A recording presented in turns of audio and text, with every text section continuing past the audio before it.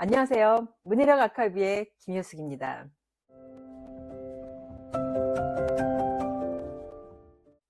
사회나 과학 같은 글들, 보통 우리가 비문학이라고 부르죠.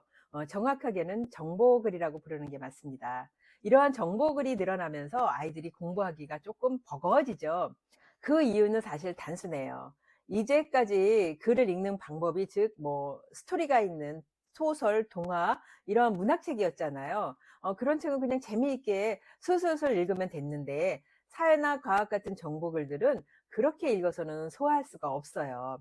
그래서 오늘은 사회나 과학 같은 정보글을 어떻게 읽어야 잘 이해하고 기억에 남을지 그것에 대해서 알아보기로 하겠습니다. 먼저 정보글은 실제로 뭐가 다를까요?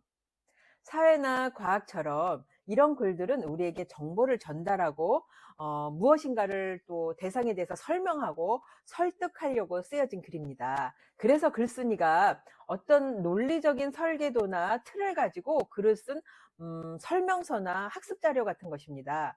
이 논리적인 설계도 틀이 우리가 말하는 바로 글의 구조입니다. 대표적인 글의 구조로는 원인 결과 구조, 비교 대조 구조, 정의 예시 구조 등이 있습니다.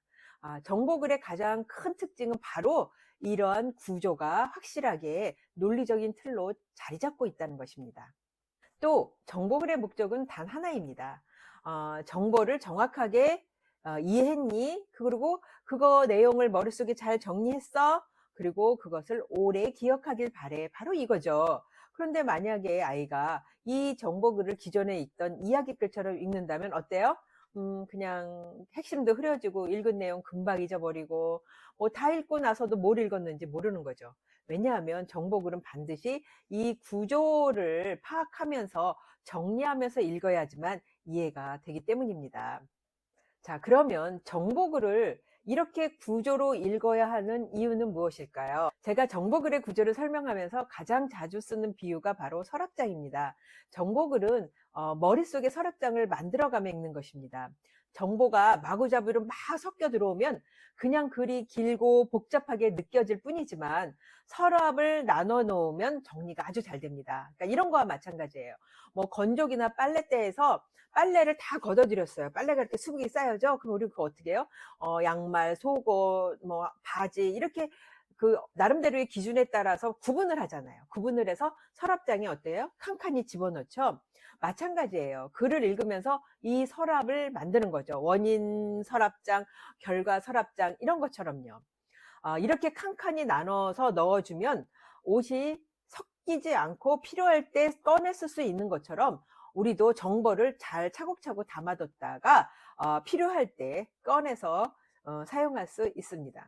서랍장이 없으면 막 옷이 섞여서 정리가 안 되죠. 마찬가지예요. 글의 구조를 모르면 정보글을 읽어도 정보가 막 뒤죽박죽 섞여 있을 수 있습니다. 반대로 어떻게 써요? 서랍장이 있다라면 정보가 어디에 들어가야 될지 보이죠? 그리고 문단과 문단끼리 어떤 관계로 연결되어 있는지도 알 수 있고요. 글쓴이가 지금 무엇을 설명하는지 바로 잡힙니다. 결국 핵심은 이것입니다.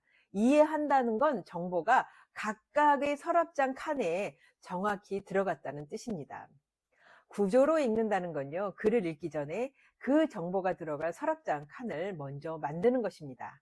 문제는요, 아이가 아직은 그 서랍장을 만드는 방법을 배우지 못했다는 것 뿐이죠. 배우면 금방 달라지겠죠. 자, 그러면 구조로 읽으면 무엇이 달라질까요? 이건 제가요, 저는 고학년부터 항상 이 구조 읽기를 아주 철저하게 시켰거든요. 아이들의 변화가 눈에 띄게 달라져요. 제일 먼저 뭐냐면요, 독해 속도가 빨라졌고요. 핵심으로 직진하는 집중력이 커진다는 겁니다. 그냥 읽기만 하는 아이들은요, 이게 중요한지 저게 중요한지 다 똑같아요. 다 평등해요. 그런데 구조를 아는 아이는 달라요. 뭐냐면 어떤 것이 더 중요하고 어떤 것이 불필요한지를 딱 구분을 해내서 잘라내죠. 불필요한 건요.